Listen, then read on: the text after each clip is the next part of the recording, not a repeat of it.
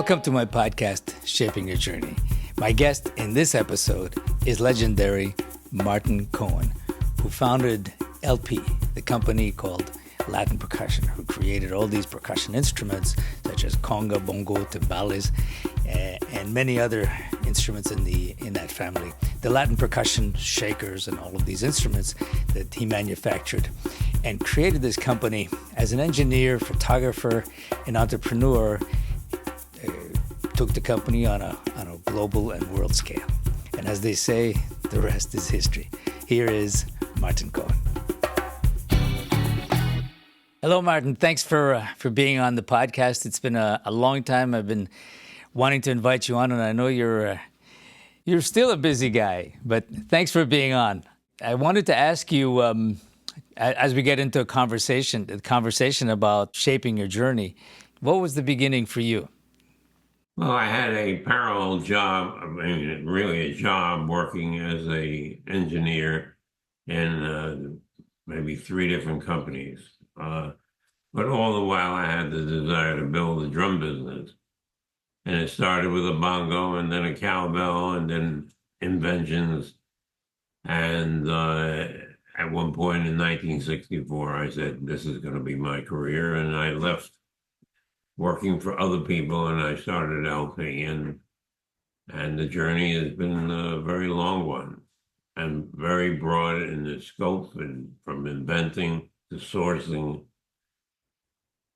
Yeah, no, I remember it's really funny because when I was studying at McGill, and I used to go to New York every month to study because you couldn't get. There are not a lot of people, especially outside New York City or the main centers, where people would teach congas and Latin percussion and stuff. I was a drum set player, and then was interested in classical music, so I was getting my degree, but I really wanted to learn all this other stuff. So I went to New York, and I remember I even bought my drums in New York at Polito's place, Frank Polito. And then you had come up with these drums that were fiberglass. Was the fiberglass the first model before wood?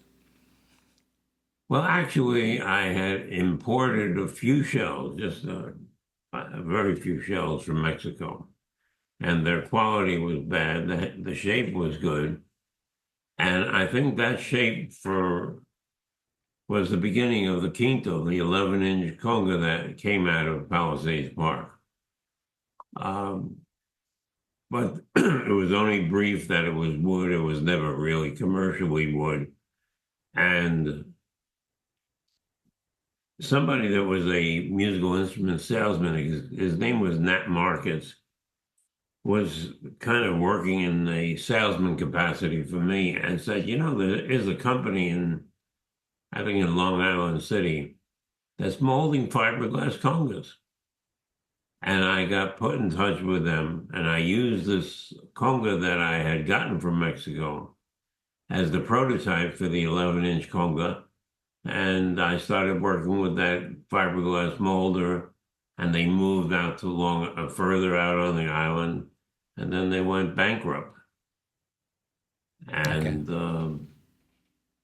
I got the cowbell maker who was just working in sheet metal. I got him to get involved in making the fiberglass shells until the point came where a fiberglass shell made in America was too costly to be part of the world market. I saw that when I went to Amsterdam, and my supplier, my distributor at the time, showed me a conga in a shop, Hampe, in Amsterdam, that was selling over the counter for the same price I was selling it to him. And it turned out to be made in a factory in Thailand. And in 2 weeks, I was at that factory pleading my case that they should sell those drums to me.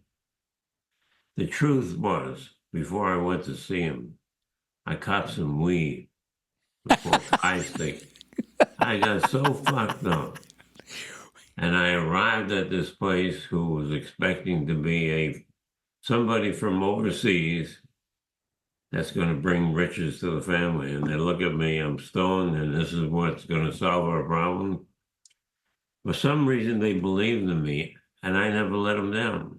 You know, whatever, we rose to the occasion. They kept inventing things, changing products, and they got to have housing for like 300 employees. That's how big it got. Wow, beautiful. And probably made all the percussion for all the percussion companies in the world just from copying some weed from a taxi cab driver before going to see him in probably 1981. Yeah, well, we're not going to promote that part of it, but the creative part we will.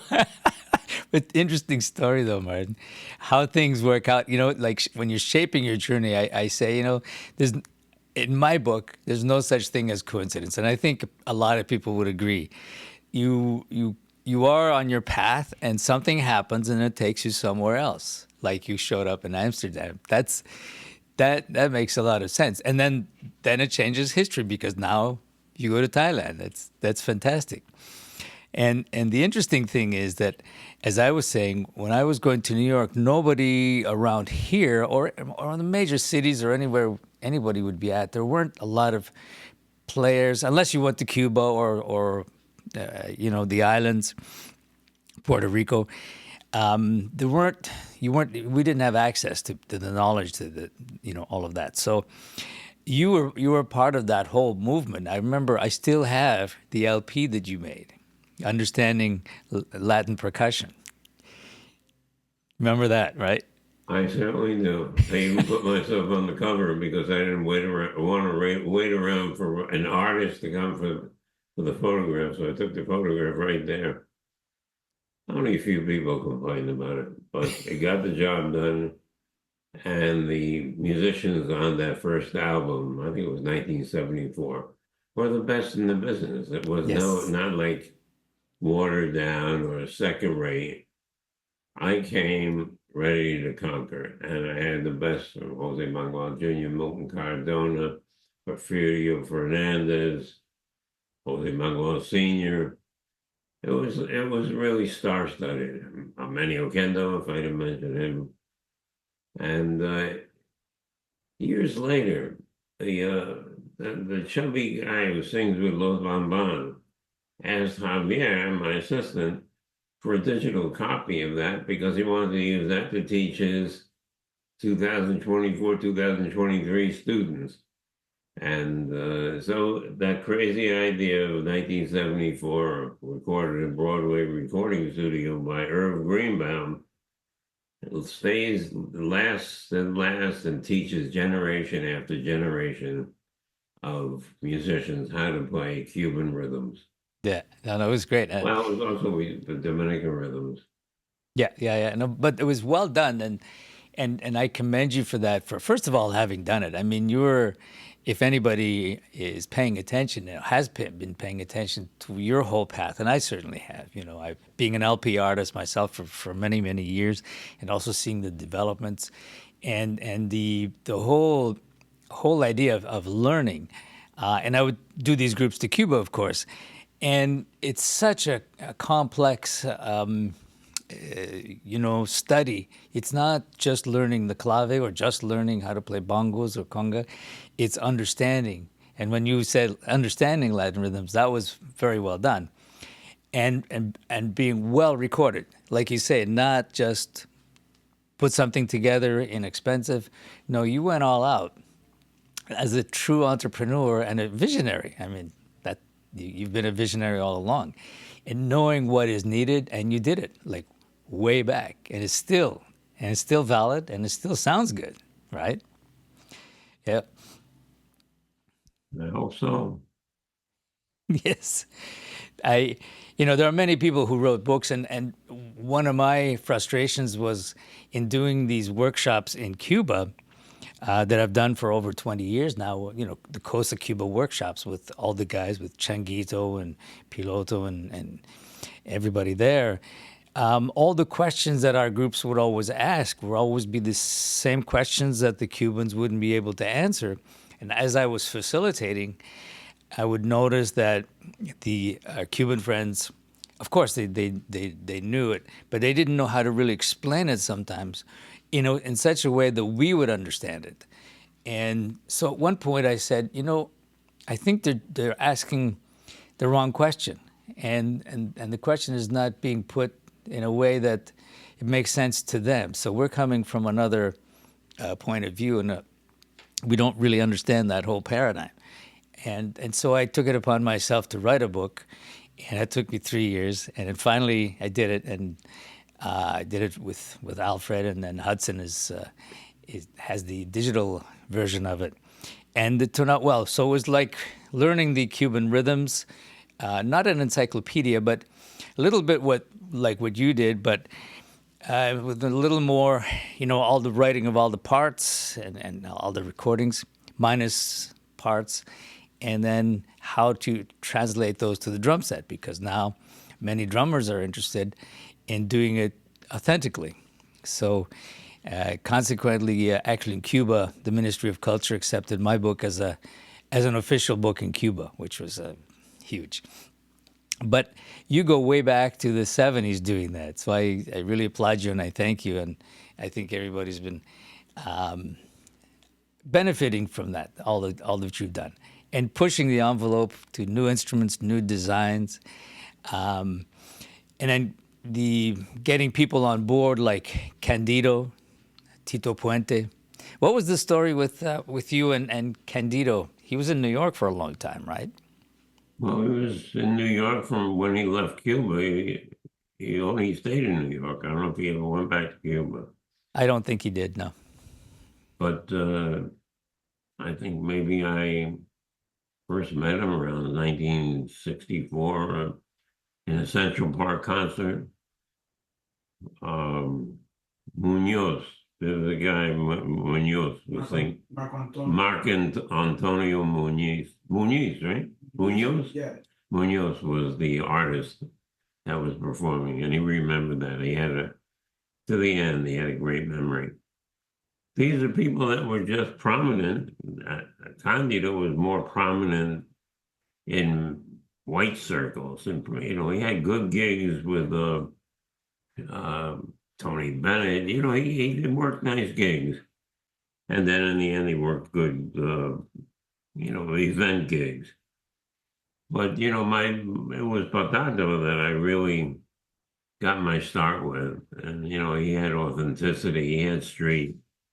And then Puente, of course, when I got to know him and use him as part of the Latin Percussion Jazz Ensemble in '79,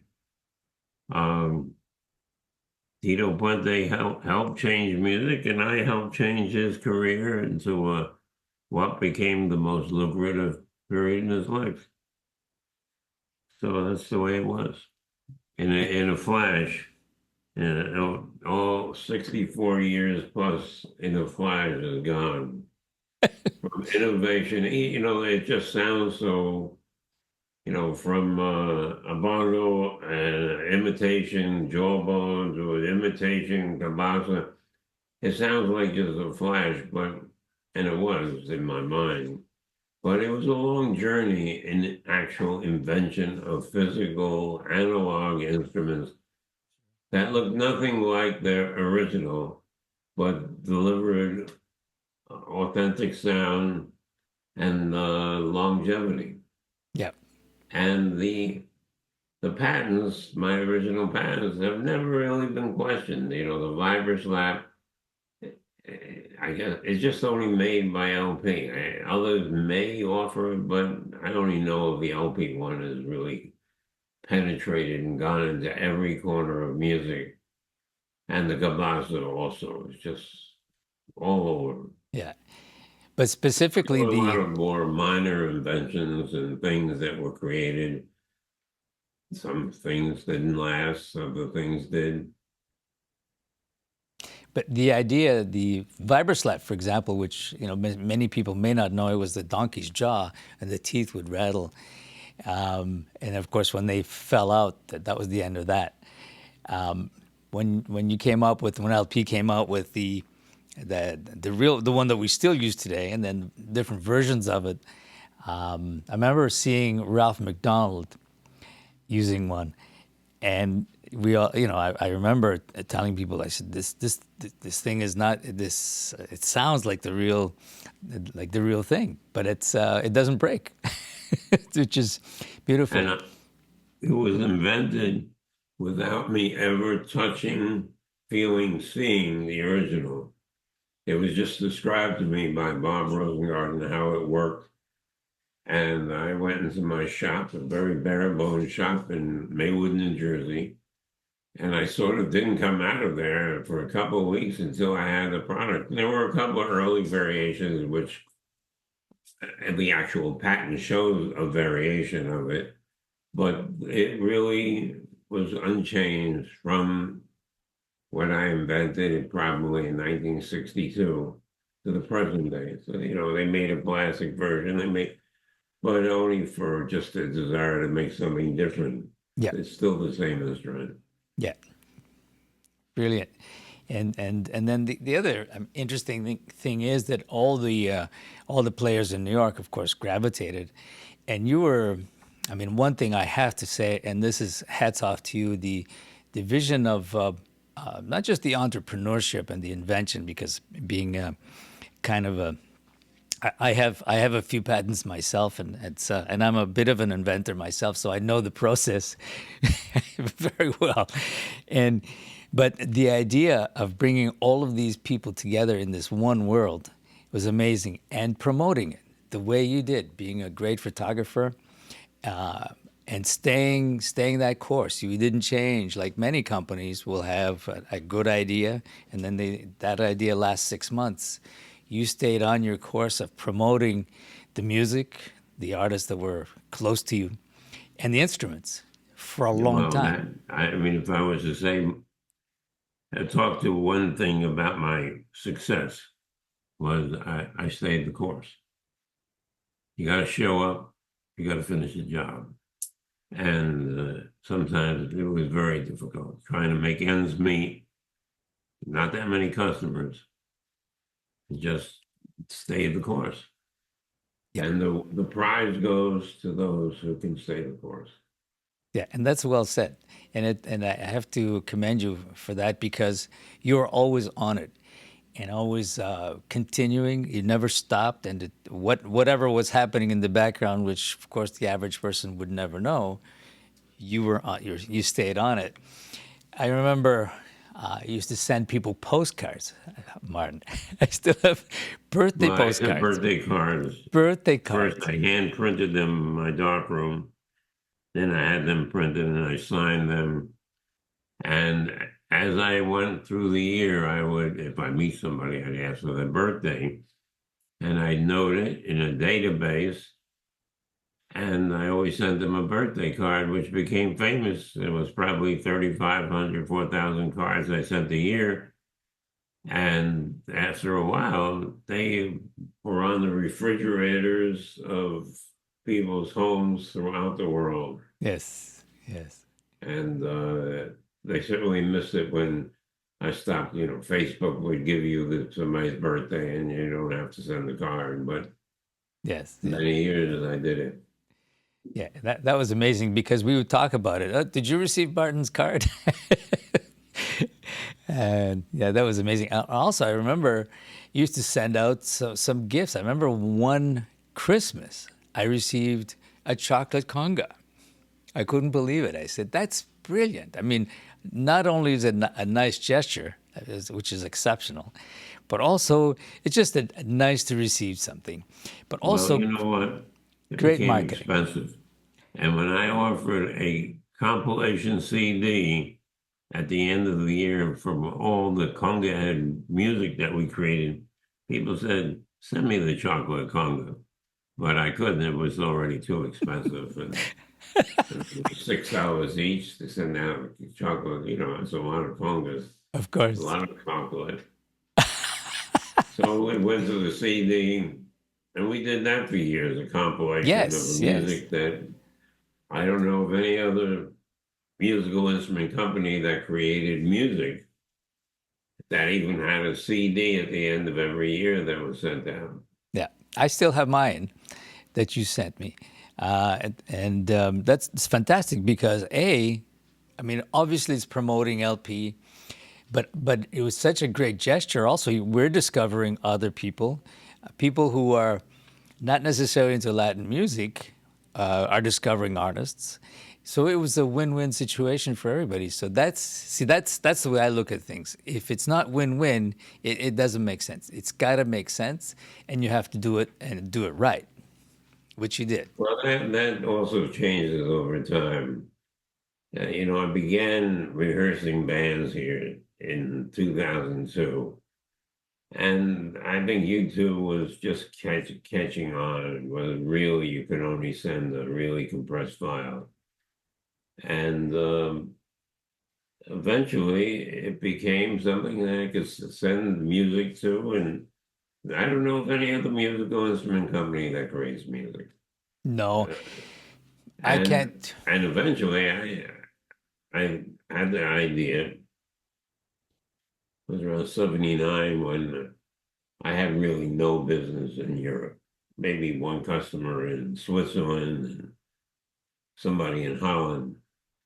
And I asked my Dutch customer to help me book a band, which he was pissed off about because I'm in the musical instrument business. But he hooked up a job in Montmartre in Copenhagen, and then it went to Amsterdam to the Tropical Institute.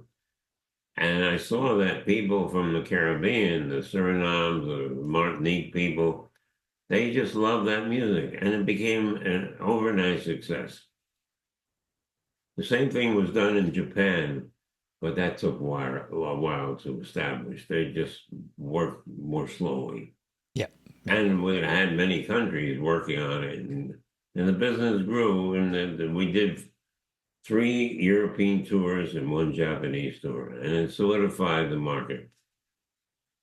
Yeah, and that was a brilliant, brilliant move. Very much in China, they did that later.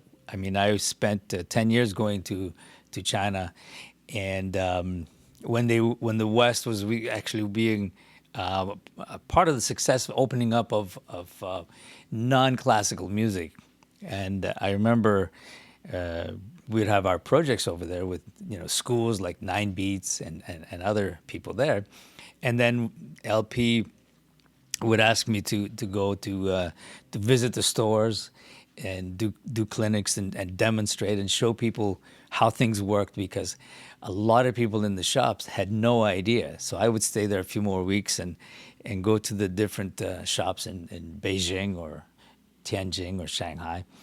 And yeah, that was the beginning. And 10 years later, that took off too, because people, if they're not introduced like you did, having people on the ground, people showing, people demonstrating, making the music, then that gives them the taste. That once they see it and understand what it is, then they have the appetite for it.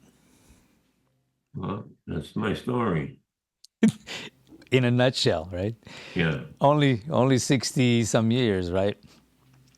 But But what it we're really boils down to that. I'm just here to supply whoever wants to have the supply, the instruments for them to use in whatever way they want to use it.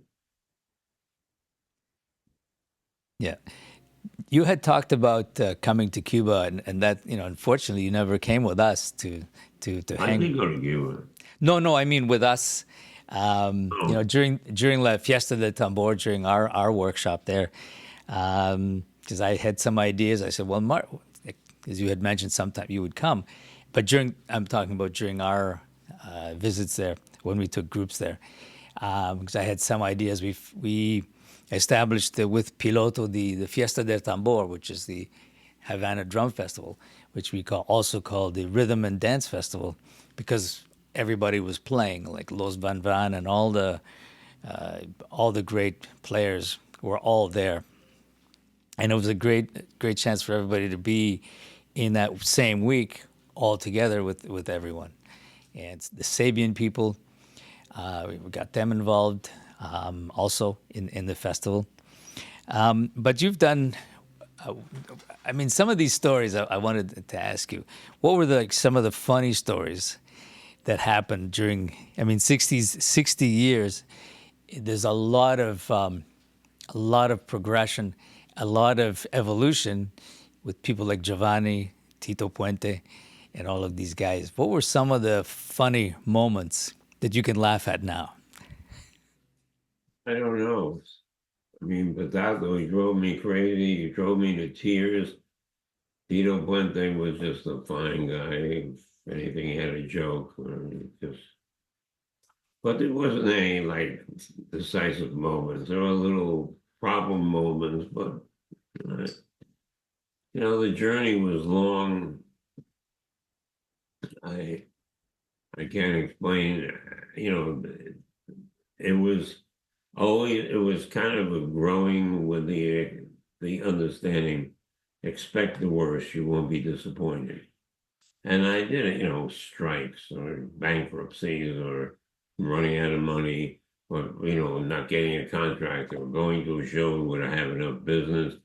And it used to be you go to a NAMM show in Chicago and you come home with orders, paper orders that would make the show worthwhile. But, I really was more focused on the artist side. And the business side, family members took care of that. And Okay. maybe I was viewed as somebody just like to have a good time and tell jokes, but it was all carefully designed to have success. It was, I was hanging out, but I was also working very hard. Yeah. And Yeah. I would say on my tombstone, he was a hard-working guy. That's what I want on my tombstone. Yeah. Not the genius. Ain't no genius. Just worked very hard, and I don't lose sight of the prize. And there's not much else I can say about it. It's I've done as much as I can. We still make music, but it's the kind of music that Conga is known for. Right. And that, I mean, that's really the lesson. And I say to my own students, you have to show up. I mean, you said it very well. You have to have your vision of where do you see yourself, what do you really want to do, and you just do it. And nobody thinks like you, and you should stay on it. And of course, it's a lot of work, but you'd rather work on something that you enjoy than doing something that just for the money or just for some other reason only, just to be there. But working Well, hard. I noticed that when if ever, asked for advice, the advice I give would be to follow your heart. Don't worry about the money. There are very few people who can embrace that. I embraced it with a pregnant wife, mortgage. I had no money in the bank, and I quit my job, and I never looked back. I never missed a mortgage payment. I borrowed $250 from Carol Bratman to buy, lacquer and glue and wood, and I paid him with vibra and kibosses. So, I just, when it occurred that I quit my job, there was nothing else in the world that I was planning to do. I was going to make drums, and nobody gave this. There was no example in my life of somebody that I just couldn't control myself, and that's what happened. Yeah, yeah. No, and that's interesting because each one of us has a place, and once you find it, you gotta take it because if you have this It's vision, not for everybody. no, no, It's of course, of course, entrepreneurship is not for the faint of heart.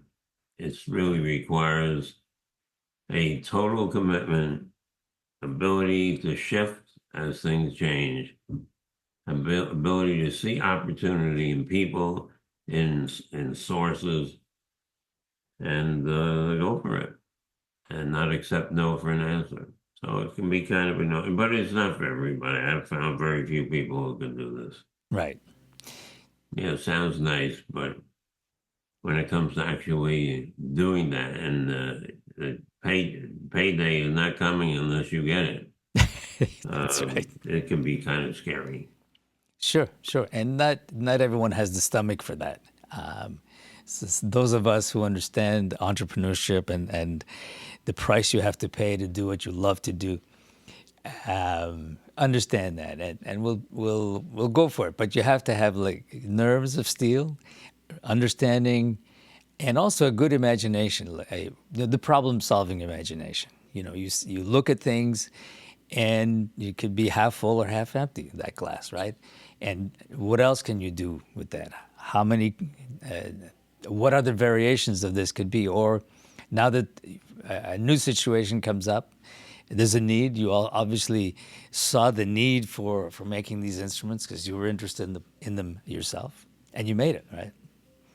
And no, take no prisoners. No, you don't take no for an answer, which is the way it is. I mean, anybody who's succeeded in breaking through with their own thing, whatever that is, that's the way it works, right? It's interesting. Aldo, I'm so jealous. Your picture is so much better than mine. My picture is so shitty. This rigged to make me look bad. No, you look No good. matter how I position myself. And this is an Apple screen, but boy, the camera is a little deficient. No, How can I but go to here? but Martin, I have to I have to disagree How with come you. here? They're both equally the same. I think. What are you using for visuals?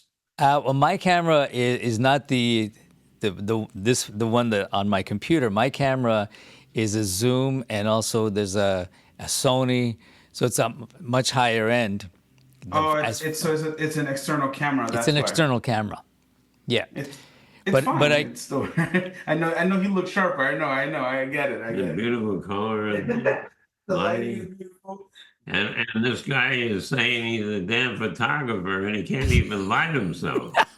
Shame But- on him. no, Martin, I beg to differ, and I will definitely disagree with you. You're how old now? 86. 86. Martin, if I look like you at 86, I will,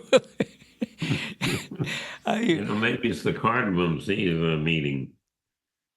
I mean, you're amazing, actually, that most people at 86 don't look like that. Not, And functioning, a little dirt on my shoe. but it's amazing that you keep it up, and that obviously it matters to you, and you've been able to do it, and you look great. Well, we've been a little short on projects here. I've Well- done some external projects with the New Jersey City Latin Jazz Festival. I covered that. Bobby Allende did a big production in Lehman College, and I covered that. So I have been able to do some photography recently, Nice. location photography. And that's what I enjoy doing the most. It was I created a company as an excuse to take pictures. Well, And I've always remembered you with a camera in your hand. I don't think I've ever seen you without one. Now, Now, yes. Well, No here's something for you. Here's my okay. mhm. This is my photo at LP when they did cards. But I mean, I will have a project for you, and I'm going to talk about it to you because I don't want to let the cat out of the bag just yet. Now that you're saying you're interested in doing projects, and so that's all I'm going to say for now. But I'll catch up on another time, so it's not public, and I'll throw it your way and tell me what you think. But Okay. what are the 86, I got plenty of time, it's no rush. okay? I am closer to 90 than 80.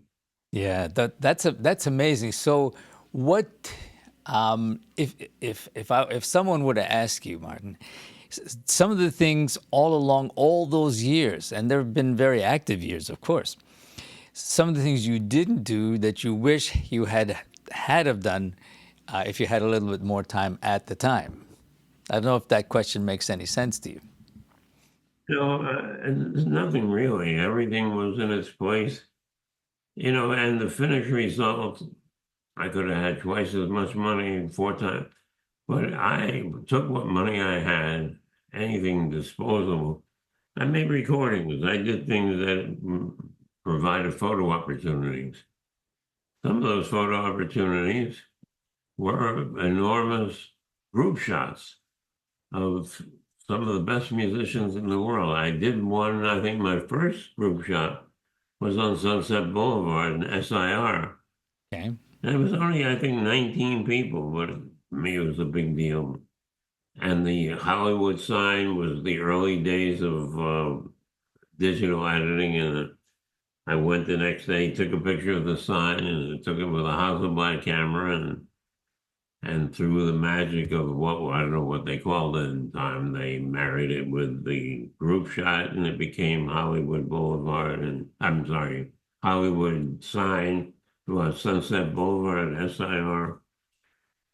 And then we did a group shot of Tito Puente's 65th birthday. And it was 1988. So there have been many group shots that I'm very happy about. And what more can you ask me? I think I told you about everything except my change of underwear today.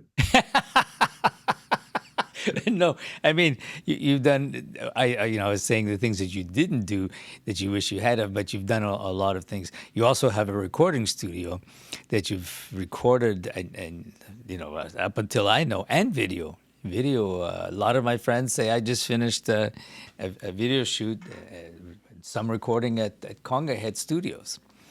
In your Yeah, studio. well, it started in Garfield, and then through different sales of a company, they really didn't have an interest in doing it. And so I took it into my home, and we've been doing it here for, I don't know, 20 years. But Yep.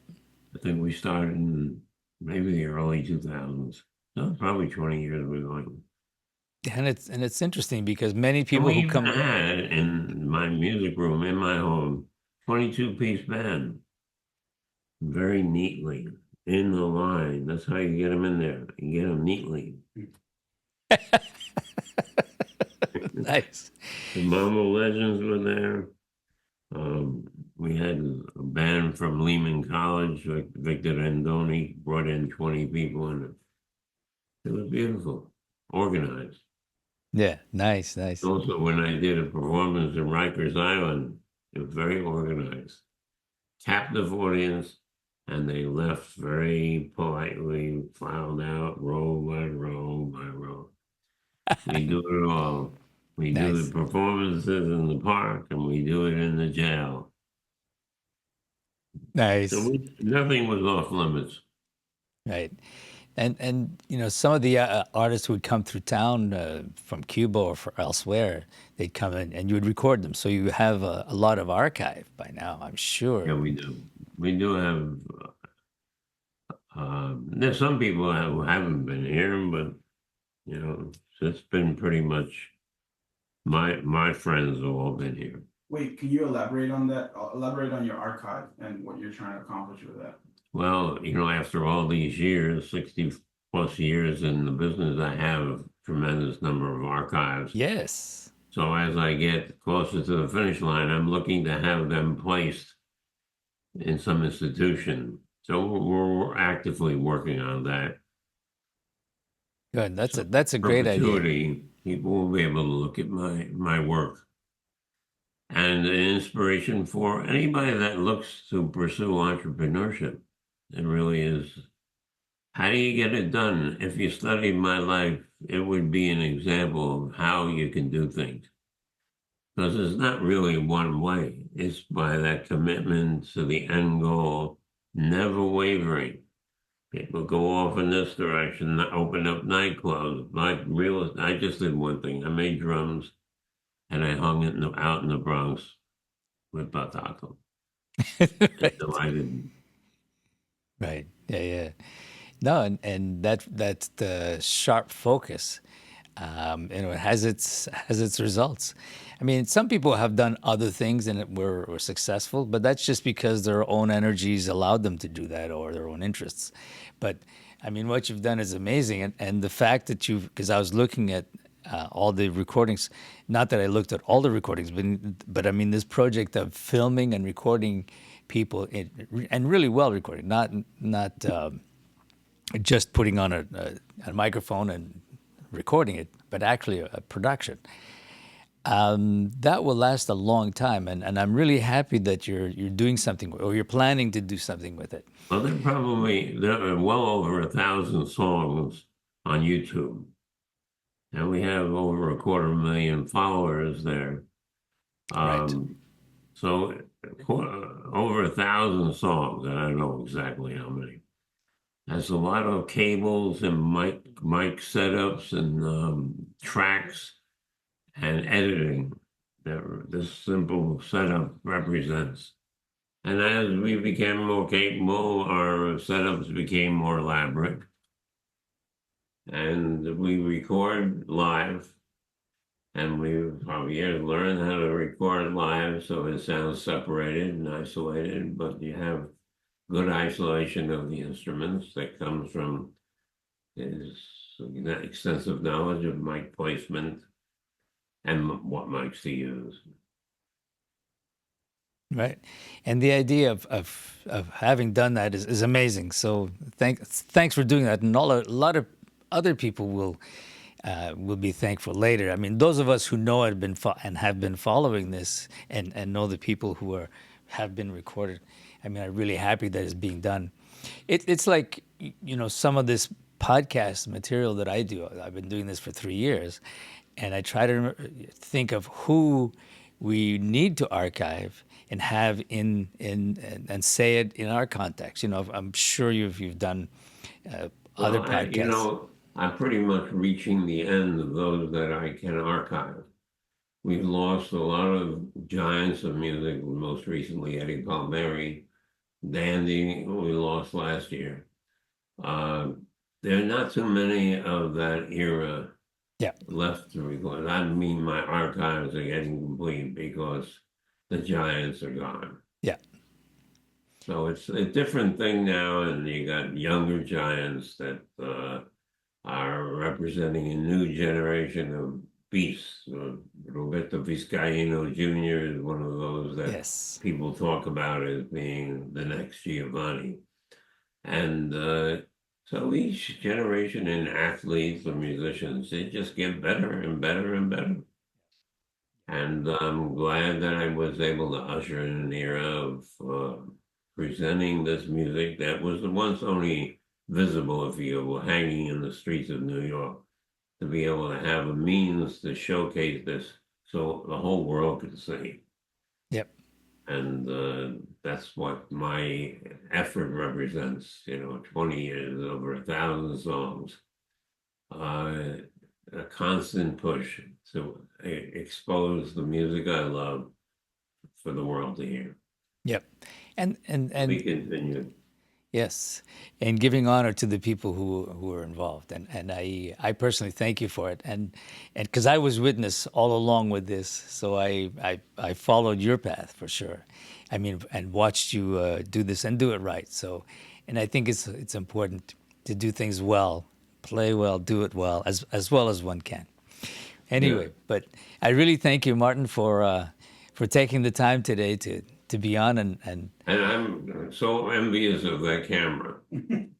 I'm definitely, we have to go all out and get a great camera to zoom me. But no light is taking care of this. It's just an inferior camera. And Aldo, he got the good camera. He came in with the guns blasting. Got the good guns. I got the shit guns.